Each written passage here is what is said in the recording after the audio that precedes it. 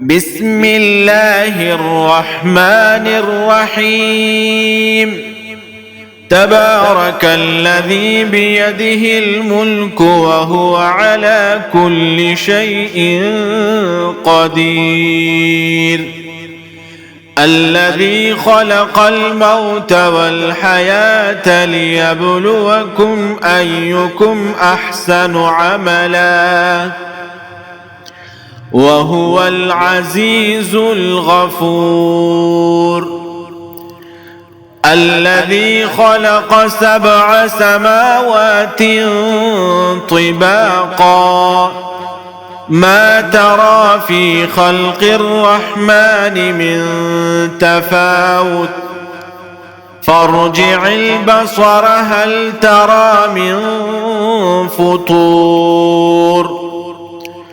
ثم ارجع البصر كرتين ينقلب إليك البصر خاسئا وهو حسير ولقد زينا السماء الدنيا بمصابيح وجعلناها رجوما للشياطين وأعتدنا لهم عذاب السعير وللذين كفروا بربهم عذاب جهنم وبئس المصير إذا ألقوا فيها سمعوا لها شهيقا وهي تفور تكاد تميز من الغيظ كلما ألقي فيها فوج سألهم خزنتها ألم يأتكم نذير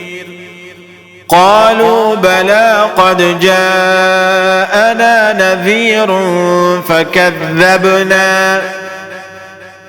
فكذبنا وقلنا ما نزل الله من شيء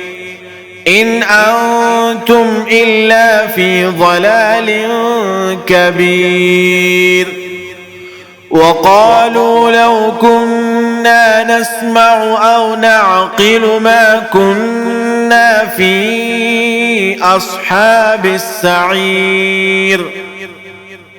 فاعترفوا بذنبهم فسحقا لأصحاب السعير إن الذين يخشون ربهم